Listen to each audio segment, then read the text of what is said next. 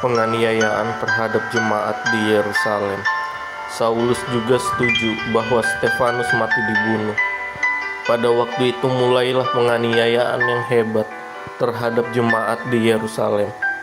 Mereka semua kecuali rasul-rasul tersebar ke seluruh daerah Yudea dan Samaria.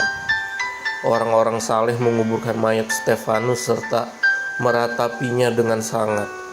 Tetapi Saulus berusaha membinasakan jemaat itu, dan ia memasuki rumah demi rumah dan menyeret laki-laki dan perempuan keluar dan menyerahkan mereka untuk dimasukkan ke dalam penjara Filipus di Samaria. Mereka yang tersebar itu menjelajah seluruh negeri itu sambil memberitakan Injil. Dan Filipus pergi ke suatu kota di Samaria dan memberitakan Mesias kepada orang-orang di situ. Ketika orang banyak itu mendengar pemberitaan Filipus dan melihat tanda-tanda yang diadakannya, mereka semua dengan bulat hati menerima apa yang diberitakannya itu. Sebab dari banyak orang yang kerasukan roh jahat, keluarlah roh-roh itu sambil berseru dengan suara keras. Dan banyak juga orang lumpuh dan orang timpang yang disembuhkan. Maka sangatlah besar sukacita dalam kota itu. Seorang yang bernama Simon telah sejak dahulu melakukan sihir di kota itu dan mentakjubkan rakyat Samaria, serta berlagak seolah-olah ia seorang yang sangat penting. Semua orang besar kecil mengikuti dia dan berkata, "Orang ini adalah kuasa Allah yang terkenal sebagai kuasa besar." Dan mereka mengikutinya karena sudah lama ia mentakjubkan mereka oleh perbuatan sihir. Tetapi sekarang mereka percaya kepada Filipus yang memberitakan Injil tentang kerajaan Allah dan tentang nama Yesus Kristus, dan mereka memberi diri mereka dibaptis, baik laki-laki maupun perempuan. Simon sendiri juga menjadi percaya, dan sesudah dibaptis ia senantiasa bersama-sama dengan Filipus, dan takjub ketika ia melihat tanda-tanda dan mujizat-mujizat besar yang terjadi. Ketika rasul-rasul di Yerusalem mendengar bahwa tanah Samaria telah menerima firman Allah, mereka mengutus Petrus dan Yohanes ke situ.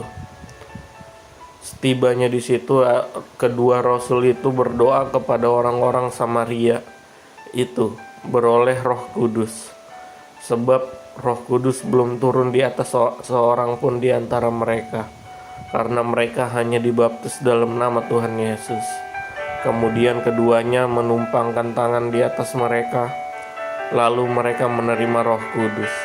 Ketika Simon melihat bahwa pemberian Roh Kudus terjadi oleh karena rasul-rasul itu menumpangkan tangannya, ia menawarkan uang kepada mereka, serta berkata, "Berikanlah juga kepadaku kuasa itu, supaya jika aku menumpangkan tanganku di atas seorang, ia boleh menerima Roh Kudus." Tetapi Petrus berkata kepadanya, "Binasalah kiranya uangmu itu bersama dengan engkau, karena engkau menyangka bahwa engkau dapat membeli karunia Allah dengan uang. Tidak ada bagian atau hakmu dalam perkara ini, sebab hatimu tidak lurus di hadapan Allah. Jadi bertobatlah dari kejahatanmu ini, dan berdoalah kepada Tuhan, supaya ia mengampuni niat hatimu ini. Sebab kulihat bahwa hatimu telah seperti empedu yang pahit, dan terjerat dalam kejahatan." Jawab Simon, "Hendaklah kamu berdoa untuk aku kepada Tuhan, supaya kepadaku jangan kiranya terjadi segala apa yang telah kamu katakan itu." Setelah keduanya bersaksi dan memberitakan firman Tuhan, kembalilah mereka ke Yerusalem, dan dalam perjalanan itu mereka memberitakan Injil dalam banyak kampung di Samaria. Sida-sida dari tanah Etiopia. Kemudian berkatalah seorang malaikat Tuhan kepada Filipus. Katanya, "Bangunlah dan berangkatlah ke sebelah selatan, menurut jalan yang turun dari Yerusalem ke Gaza.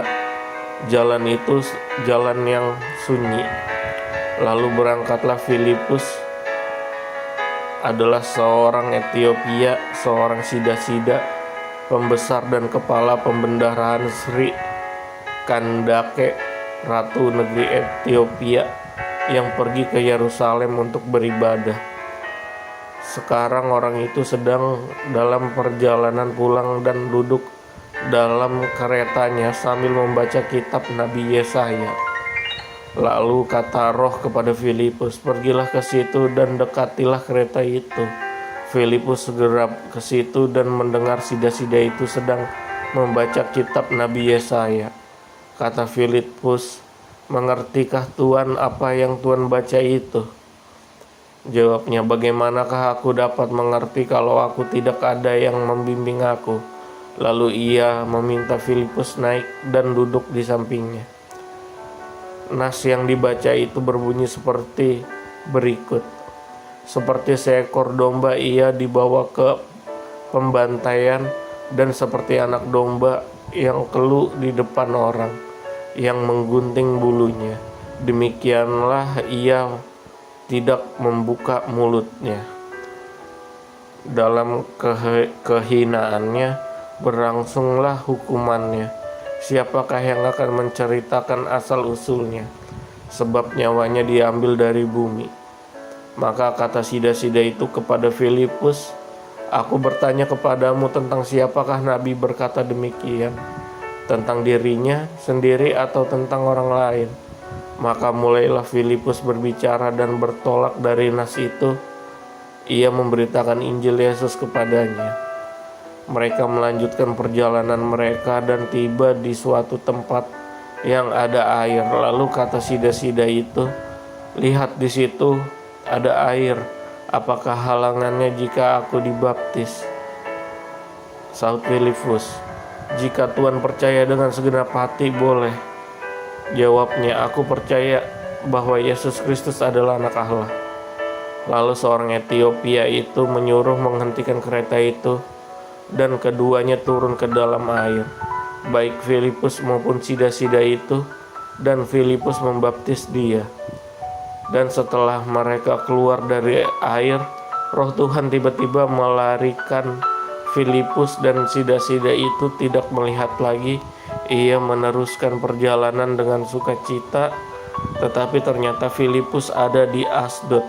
Ia berjalan melalui daerah itu dan memberitakan Injil di semua kota sampai ia tiba di Kaisarea.